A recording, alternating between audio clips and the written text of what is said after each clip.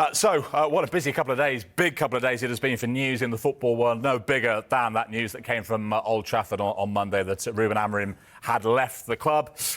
Merce, let me start with you on this. United said that they'd made the decision reluctantly, but is this the right decision for you? Yeah, it's certainly on Saturday when we see the interview. I didn't think it'll go the week. I didn't think the way he went, the way he was going on. Yeah, he made it quite clear as well. It felt like especially when he said, after 18 months and then we'll go our own ways. They can't wait around for 18 months, Man United, and wait, and then in 18 months' time he leaves. So for me, it was the right move, completely and utterly. Now they've got to make sure they get the right person in and get back to where they really belong, because at the moment they are a million miles off it. It seems to be more about what's happened in the last few days, Clinton, than results. And, they are sixth in the Premier League table at the moment, which is a significant improvement on 15th last season. If he'd stayed, do you think he would have got it right eventually?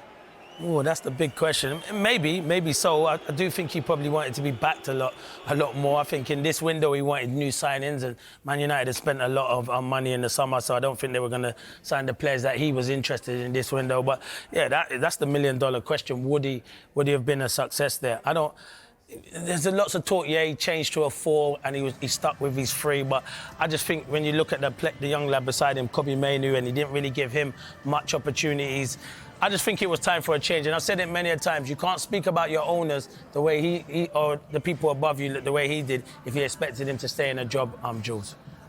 And what a night for this man as a result of it. Darren Fletcher, who steps into the role as interim manager. They've been here before with a club legend taking the hot seat, haven't they? Sue, I mean, it sounds like he's an interim. There might be another interim after him, from what we're hearing. But what a big occasion for him, and what do you expect him to do tonight? Yeah, it's a huge occasion, and I was listening to his interview, and he just seems so proud, doesn't he? He speaks so well.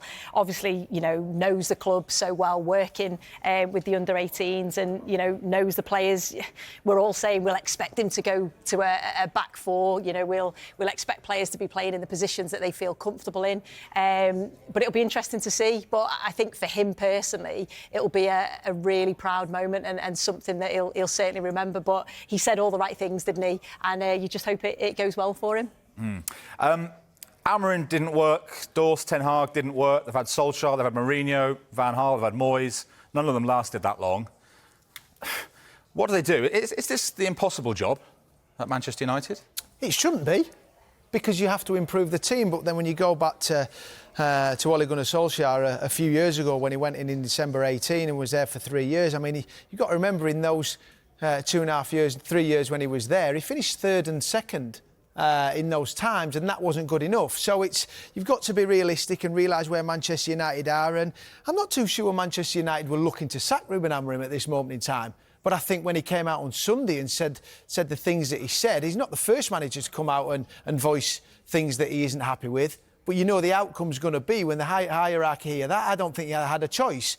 So I think it can be a job for someone to go in there and improve, need time. This is the Manchester United of old. This is nowhere near the football club of myself when I was growing up. You look to the late 90s, early 2000s, great teams, top teams that were winning Champions Leagues. This is Manchester United, nowhere near. But the guy will need time, and I'm sure they're waiting until the summer to wait for someone who's maybe in a job to come out of a job and be employed by Manchester United. I mean, there's the list, Merce. Solskjaer is the favourite at the moment, with Oliver Glasner at Crystal Palace second favourite. You've got the likes of Fletcher, Southgate and Tuchel, of course, has got a big summer ahead. But for you, can United get back to where they want to be with the system that Amorim tried to rally against, where the head coach is just one voice in a wider management setup? The game's changing, and this seems to be the way now. Sporting directors, and you get a coach.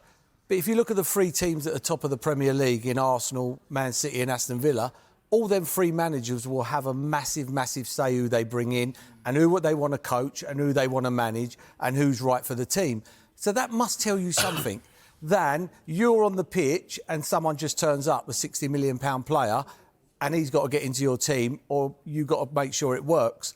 That's not the way it's done, and it won't be a success like that, in my opinion. I think they need to change. I think start of next season, I would have said Thomas Tuchel. I think they need someone in who's going to really have a you know, set it alight, you know, ain't scared about upsetting people and he'll do it his way. How would that work, though, Merce, if England were to reach the World Cup final?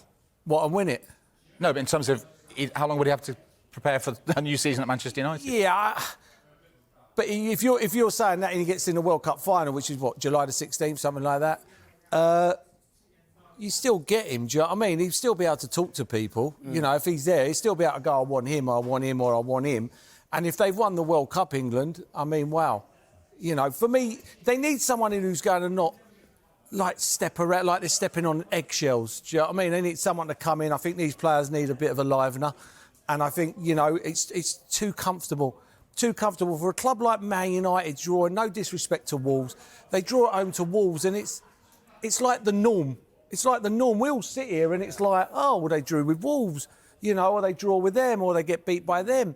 It's not Man United. You know, things have got to change. You know, I like Ole Gunnar Solskjaer. I like him, and it seems a nice man. He's already been sacked, so you're going back to you can keep on going back to what you know. There's a saying in life: you keep on doing the same things over and over again. It's madness. You get the same results. Mercer, no? What? It's just a stopgap for 5 but that's months. it for the first 26, 27. He's not going to be there in 20. But that was what that was for. It said for the first game. Yeah, for next season. Wow, that's what I mean. I just don't see that. For me, out of them, like Thomas Tuchel, Glasner, I like Glasner. He plays free at the back. Well, that was the big problem in the first place. So. Yeah.